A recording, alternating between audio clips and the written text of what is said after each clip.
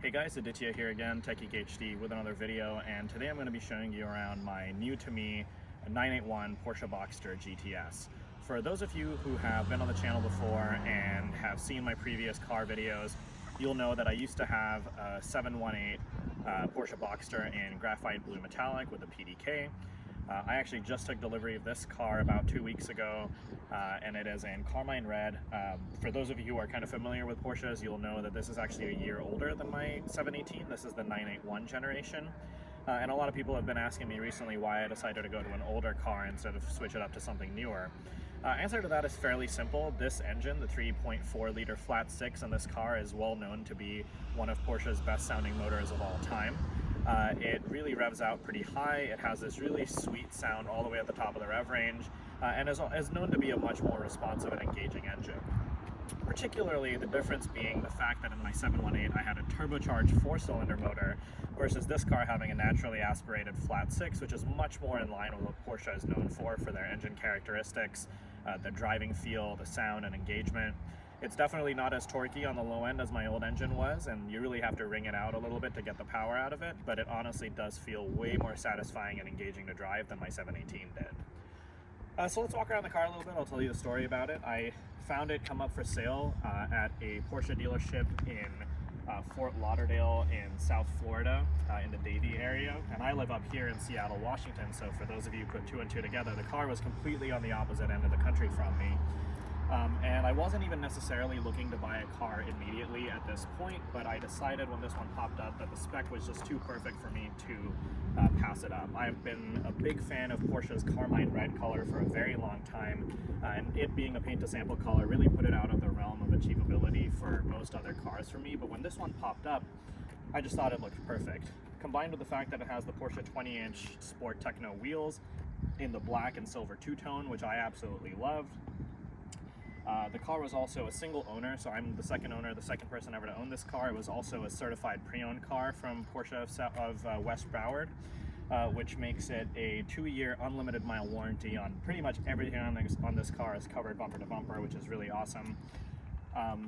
Of course, the differences with the GTS over the S are a slight bump in power, a slight bump in chassis tuning. It comes standard with Porsche Sports exhaust. This particular car is also spec'd with Porsche Sport suspension, which lowers it a little bit compared to the standard PASM setup. And the Sport exhaust actually does sound pretty phenomenal on this car. My old car had the Fab Speed turbo back setup, and that really needed it because that 4-cylinder was really not a very good sounding engine. And so I really needed to come up with a new character for the car, and that car was all about the exhaust. This one, though, is really all about the engine sound. This car sounds fantastic when you rev it out, and it really doesn't need very much extra, especially having Porsche Sport exhaust from factory makes it sound really, really great. Additionally, opening up the car, opening up the door here, the first thing that you'll notice, and kind of the main thing, is the Alcantara everywhere. This car had a lot of the things that I was looking for. I came from the 14-way adjustable sports seats in my 718 Boxster. This car has the 18-way adjustable seats, which means that the bolsters on the sides as well as on the seat around your thighs are fully adjustable. They are in full leather. The upper in this car is all leather. The doors are all leather. It has Alcantara seat centers in the middle with heated seats, as well as an Alcantara wheel and shifter. Now, I'm yet to see how the Alcantara is going to hold up. It isn't really that warm here in Seattle just yet. Today is kind of an anomaly day. Alcantara, of course, being basically a brand name for suede, means that any sort of moisture or water anywhere on the Alcantara, whether it be on the wheel or on the seats, is going to be massively damaging. And so odds are I'm just going to have to drive this car with driving gloves on whenever it's warm out. But I think it does really look the part. I think it absolutely looks wonderful. In the rest of the interior, all of the trim is all carbon fiber, which is actually really, really nice. My old car had kind of the brushed aluminum trim. The car, of course, in its GTS guise like this, also comes standard with the Sport Chrono package, which is why there's the little clock in the middle between the two vents. These seats are actually really nice. They have the thigh support extensions, and you'll notice across the interior there's a lot of... The person who spec'd this car out originally did a really great job because it has the full GTS interior with the full leather, as well as the deviated stitching and the GTS stitched into the headliners or into the back of the headrests. And the deviated stitching actually matches the color on the two-tone seat belts in this light gray, which also matches the gray in the tachometer right in the middle of the dash, which I think is just an excellent attention to detail and just makes this car feel a little bit more special when you're sitting inside it. Coming around to the front of the car, of course, it looks beautiful. I think that the lower front fascia of this car actually looks very different from the S and base models. It has these massive air intakes on either side, and it has three really large radiators to take in all the cold air for cooling this engine, especially when you're driving it at the limit. The one kind of downside to this is that Porsche leaves these all open in the US. I believe in the European market they actually came standard with a mesh on top of them. But in the US market, they're completely open, which means that it collects a ton of leaves and debris. And that's something that I'm going to have to solve for. I actually have a product from a company called Sport on order.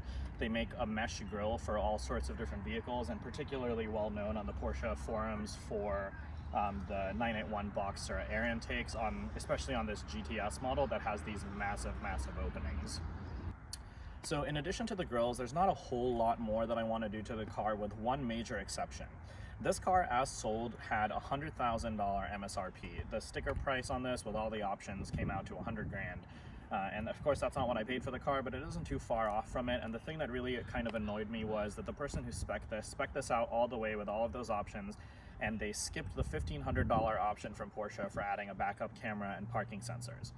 That was not a complete deal breaker for me, because it's not a particularly hard or expensive thing to add a backup camera to a car like this, but I decided that I kind of wanted to go all out and also add CarPlay, because this being a 2016 model meant that this car came out without CarPlay standard. And so the PCM system on this, which is the head unit and the media system that comes on all Porsches, this version is called PCM 3.1, and it did not come with CarPlay. And so what I am doing is having an entirely new retrofitted like CarPlay module installed inside of the PCM 3.1 unit from a company called Navix. It basically, I'm going to be taking it to a local shop that does my electronics work on my car for me. They did my radar detector, which I'll cover in a second. They're going to take the PCM module out of the car, mail it over to this company called Navix that's going to retrofit those components inside the PCM. They're going to mail it back, and it's going to be reinstalled in my car. And then the local shop is going to be installing an HDR Alpine backup camera that gets activated when you go into reverse. The company Navix that's actually doing the CarPlay install is also the module that actually supports the input for the video from the rear view camera, as well as the external microphone for audio through CarPlay for things like Siri and voice control and phone calls.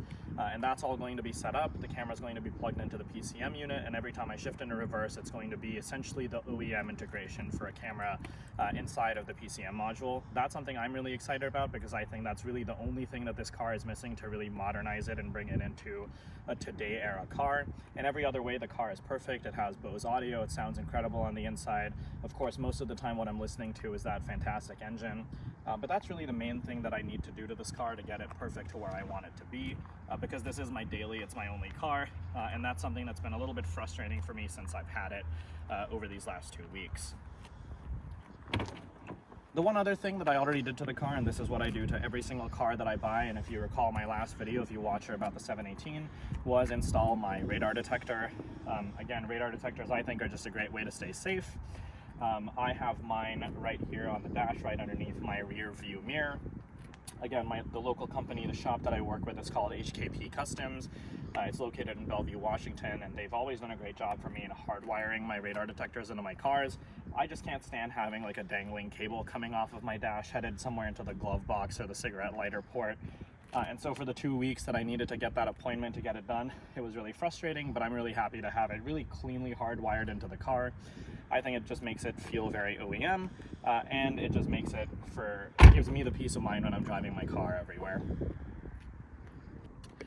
So really, in a nutshell, that's about it. I've had this car for about 2 weeks now. I tend to keep my cars for somewhere between a year and 3 years. The last car trended at 2.5. My first ever Porsche was that 718, and that was the car that I kept the longest.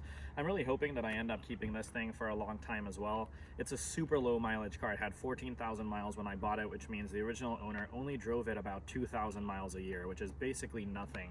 This thing is covered by that Porsche CPO warranty for unlimited miles over the next 2 years, and I have no doubt in my mind, given Porsche's reliability, that this thing is going to be completely bulletproof with regular maintenance. I absolutely love this thing. I think it's really cool. There's a couple of little detail things that I pointed out that I love about it. Forgot to mention that the original owner also spec'd both keys, the primary and secondary key, to be paint to sample Carmine red to match the car, which was a really nice touch. I know a lot of people buy those aftermarket keycap covers on eBay, but they never really end up matching the paint perfectly. Just another little detail thing that I think looks really awesome about this car. Of course, my little personalized touch that I do to all of my cars is add my flag and last name. That's just something that I had on my 718 that I have here on this car as well. Just a little personalization thing, nothing crazy. I'm taking this car to my first ever autocross event this weekend, and I've never done anything like that before, but I really want to get into some more HPDE stuff, high performance driving experiences in this car, and I think that there's nothing better than this car to kind of get started in. The mid-engine format is really excellent, the weight distribution is perfect, and having a manual is just the most fun thing you can do. My one gripe about this car, the way that it came from factory outside of like the CarPlay backup camera situation, is that it's running Pirelli P0 tires. These are not my favorite tires. You just need to get a lot more heat into them for them to be really performing up to par. And again, it's been kind of winter and early spring here in the Seattle area, but that's never really great because it's never particularly warm until, of course, the late summer. So at some point, maybe towards the end of the summer of this year, I'm going to be switching these to Michelin PS4S tires, which is what I've ran on all of my cars.